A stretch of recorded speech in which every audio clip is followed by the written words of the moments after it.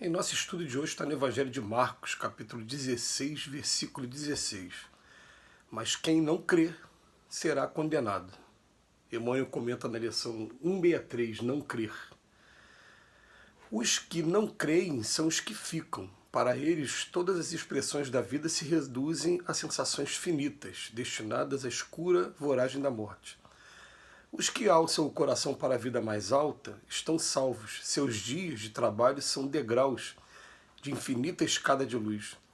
À custa de valoroso esforço e pesada luta, distanciam dos semelhantes e, apesar de reconhecer a própria imperfeição, classificam a paisagem em torno e identificam os caminhos evolutivos. Tomados de bom ânimo, sentem-se na tarefa laboriosa de ascensão à montanha do amor e da sabedoria. No entanto, os que não creem limitam os próprios horizontes e nada enxergam senão com os olhos destinados ao sepulcro, adormecidos quanto à reflexão e ao discernimento. Afirmou Jesus que eles se encontram condenados. À primeira vista, semelhante declaração parece em desacordo com a magnanimidade do Mestre. Condenados a quê e por quem? A justiça de Deus conjuga-se à misericórdia e o inferno sem fim é a imagem dogmática. Todavia é imperioso reconhecer que quantos não creem na grandeza do próprio destino sentenciam-se a si mesmo às mais baixas esferas da vida, e pelo hábito de apenas admitirem o visível, permanecerão beijando o pó em razão da voluntária incapacidade de acesso aos planos superiores, enquanto os outros caminharão para a certeza da vida imortal. A crença é lâmpada amiga, cujo clarão é mantido pelo infinito sol da fé. O vento da negação e da dúvida jamais consegue apagá-la. A descrença, contudo, só conhece a vida pelas sombras que os seus movimentos projetam e nada entende a lei da noite e do pântano a que se condena por deliberação própria. O texto de hoje vem falar da diferença da pessoa que é materialista para a pessoa que é espiritualista de alguma maneira. E é claro que a gente pega assim com o conceito que Allan Kardec traz para a gente. Espiritualista é todo aquele que acredita em alguma coisa depois dessa vida, independente do que seja. Então, vamos colocar que o católico é espiritualista, o protestante é espiritualista, ele acredita que vai ter continuidade ao lado do Pai, em outra esfera, em outro local, é espiritualista. E ele vem falando a diferença para aquela pessoa que não crê, porque a gente percebe que o materialista, qual é a característica maior dele? É que ele realmente não crê em nada além daquilo que ele enxerga com os próprios olhos. Então ele limita toda a sua vida aqui a esse momento na Terra, inclusive, né, alguns amigos que são materialistas que eu tenho, e que todos eles eu tenho aqui como grandes amigos, com grande apreço, mas que a gente lamenta assim, a maneira, né, de como eles vivem. Eles são pessoas que acreditam que morreu, acabou e que por conta disso eles devem gozar todos os prazeres da vida enquanto estão tendo oportunidade. E para isso eles não vão medir esforços, inclusive algumas vezes não vão nem também, dependendo da pessoa e do caráter, medir também o prejuízo de alguém para poder estar buscando esses prazeres. Eles acreditam que morreu, acabou. Então tem uma outra coisa que é gravíssima, que traz consequências muito graves para o espírito, quando descobrem, na maioria das vezes, que estão com uma doença, que seja uma doença mais grave, como por exemplo um câncer. Eles simplesmente, eu me recuso a sofrer. Então recorrem à eutanásia, recorrem ao exagero, né? Recorrem a aproveitar de todas as maneiras e acabam esvaindo aquilo que ainda tem de vida. E como espírito, depois a gente recebe os relatos, ou deles mesmo, ou de quem acompanha, né, o tratamento deles depois. É um tratamento muito doloroso, e a gente vai entender que, à luz do Evangelho, se chama morte o período que a pessoa fica no plano espiritual, passando por sofrimentos atrozes e não podendo ainda visualizar uma maneira de evolução. A gente recebe sim notícias de que no plano espiritual tem muita gente que fica anos e anos em situações de culpa, de remorso, e são períodos que você, ao invés de evoluir, você está estacionado. Você está se preparando para daqui a pouco recomeçar. O próprio livro Nosso Lar mesmo, o livro escrito por André Luiz, fala de alas de pessoas que estão adormecidas por conta da loucura em que se encontram. Então é muito comum realmente a gente ver esses casos, e é isso que se chama morte. Por isso que tem um momento aqui que o Emmanuel fala, peraí, À primeira vista parece que essa declaração parece em desacordo com o mestre, né?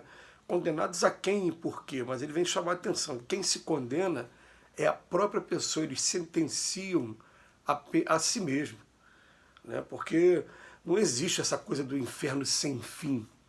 Aliás, eles ficam lá numa região de sofrimento o tempo necessário para ter esse despertar, né, esse reconhecimento de onde erraram, para até começar a acertar de novo. Algumas vezes esse arrependimento, esse despertar não vem, senão numa nova oportunidade também, normalmente dolorosa, mas uma nova oportunidade de recomeço. E é assim que Deus, que ama de verdade, Ele dá todas as oportunidades possíveis para que a gente possa estar superando esses momentos. Mas, de fato, o interessante quando fala assim de crer, no primeiro momento a gente lê, aquilo mexe de alguma maneira com a nossa razão, né? Mas quando a gente consegue ter elementos para crer de verdade, quando a gente consegue ter, ou seja, através da intuição, ou alguma coisa dizendo na gente, pô, isso aqui tem que ser verdade, não pode ser, ou então, aí que é o interessante mesmo, quando vem de alguma maneira a certeza mesmo. Você começa a ter experiências pessoais de relacionamentos no plano espiritual, você começa a ter experiências que ninguém vai tirar da gente, ninguém consegue tirar da gente. Elas são aquele patrimônio que nem o ladrão, nem as traças, né, atinge, porque estão dentro do nosso coração. E aí a coisa começa a tomar um rumo diferente mesmo.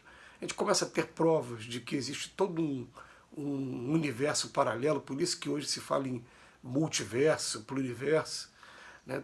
Tem aqui uma dimensão toda aqui interrelacionando com a gente.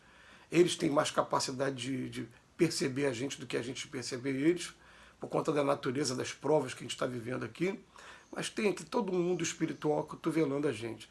Quando a gente começa a ter essa certeza, daqui a pouco descobre que quem está nesse mundo espiritual são muitas pessoas que estiveram aqui até pouco tempo, que na verdade lá é uma continuidade, lá é o mundo principal, a coisa começa a mudar porque a gente começa a ter uma expectativa de ter alguma coisa além.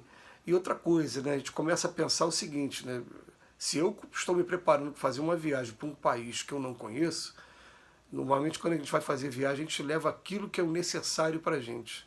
Então a gente começa a selecionar o que é necessário, o que vai realmente ficar por aqui, que eu não posso levar daqui de jeito nenhum, e o que eu estou levando comigo. A gente vai chegar fatalmente, né, à conclusão de que a gente só vai levar com a gente duas coisas. Primeiro, tudo que a gente tiver trazido como bagagem intelectual, tudo que a gente tiver estudado, aprendido por aqui.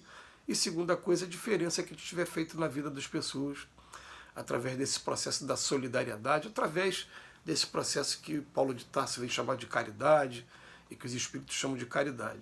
Essas duas coisas a gente leva com a gente, o resto fica tudo por aqui. Esse óculos que eu estou usando vai ficar por aqui, essa camisa que eu estou usando vai ficar por aqui, e inclusive esse corpo aqui que eu estou usando também pertence à matéria, não pertence a mim. O que eu sou de verdade, preexiste e sobrevive a isso tudo.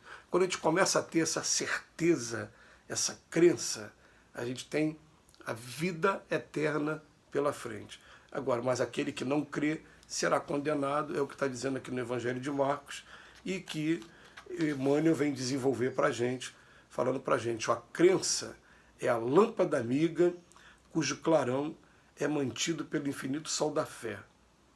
O vento da negação e da dúvida jamais consegue apagá-la, porque quanto mais a gente busca, mais a gente vai obtendo, à medida do nosso mérito, à medida da nossa resignação, né? Buscai e achareis, batei a porta e a porta vai abrir. Essa que é a ideia. A descrença, contudo, só conhece a vida pelas sombras que os seus movimentos projetam e nada entendem além da noite e do pântano a que se condena por deliberação própria. Porque a conta vem um dia, não tem jeito. E aí estejamos preparados. Agora, quando a gente consegue ter noção da transitoriedade disso tudo que a gente está vivendo e de como a gente deve aproveitar esses momentos também para o nosso crescimento, tomando cuidado de não magoar as pessoas, tomando cuidado de deixar sempre alguma coisa de bom, a gente vai percebendo os frutos dessa vida e vai se colocando também à disposição desses mensageiros do Cristo que estão trabalhando aí no plano invisível para poder estar servindo de instrumento na mão deles também. Que Jesus nos abençoe hoje e sempre.